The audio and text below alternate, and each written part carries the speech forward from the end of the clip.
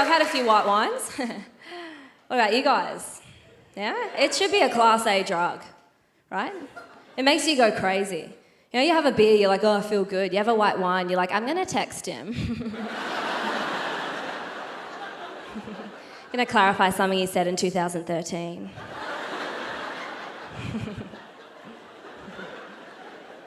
I was having a cigarette with my friend the other day. She's very beautiful. We're sort of smoking, like, what could go wrong? And this man walked up to us. He was wearing a leather fedora, right? And I think if you're wearing a leather fedora, you're 100% the sort of person who leaves comments underneath pornos. It's like, oh, more. But he walked up to us and he said to my friend, you are too beautiful to be smoking, right? And then he just turned to me and said, can I have one? Gave him one, good to network. It's not the first mug off. My mum called me the other day and she said, oh, Dal, I think you've got this thyroid disease that a lot of the women in our family have. You've got all the symptoms. You've got weight fluctuation. You've got skin prone to breakouts and you're quite rude. And I was like, well, I fucking hope I've got it. Otherwise, this has just been quite a mean phone call.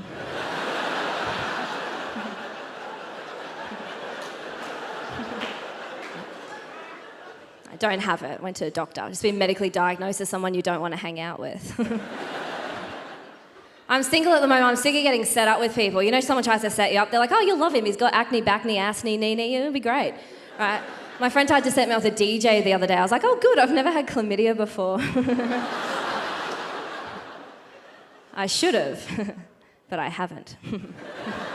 I've really rolled the dice.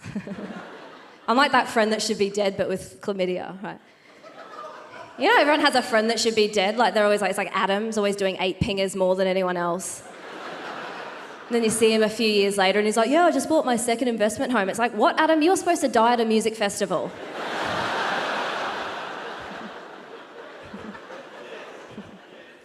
I'm like that with chlamydia, right? Girls from my school are like, really, Becky, never.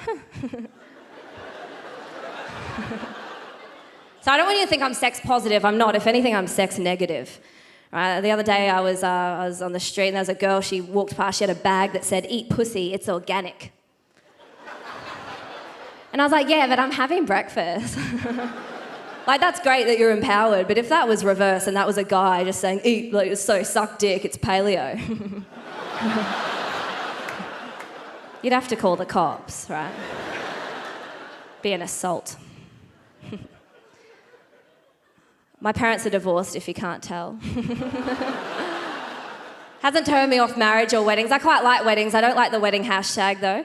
I mean, I get it, right? It's a good way to sort of collate your images and stuff. But my favourite thing about the wedding hashtag is that no one can own it, right? No one can own a wedding hashtag, right? So, like, anyone can jump on there.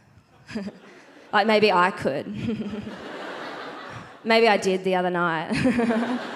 Saw a hashtag John and Emma forever. I was like, oh, hashtag John and Emma forever. Here's a photo of me folding my mum's cat in half to make it look like it's sucking its own dick.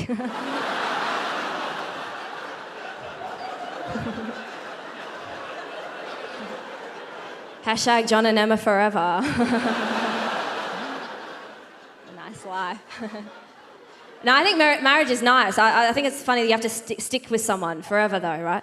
This was made evident to me. I was on holidays with my friend and we were having drinks kind of like on a balcony and there were stairs leading up to it. We're sort of having a few beers, having a few laughs, you know what it's like. And this married couple joined us. And the wife was lovely, but the guy was a bit of a dick, right? He's the sort of guy who'd try and crack your back at a party. Right, and he's sort of swinging back on his chair and he's orating to us. He's like, girls, you got to learn how to travel. You know, it's so important to travel. The world is a book. And those who don't travel only read a page. He's like, you know, just this year, he's leaning back. He's just this year, you know, I've been to Paris, I've been to Rome, I've been to Venice. I loved Venice. And as he said that, he fell down a flight of stairs. Right, and I locked eyes on him as he went down. And you could just see with every chair leg hitting the step, he's like, my wife doesn't respect me anymore. At the bottom of the stairs, he's still stuck in the chair, right? He had to wiggle out of it. And he picked it up, he dragged it back up the stairs, and I swear to God, he just kept going. He's like, Egypt, Morocco, France. Goes, you got to learn how to travel. I'm like, you've got to learn how to sit in a chair. All right, I've been Becky Lucas. Thank you very much.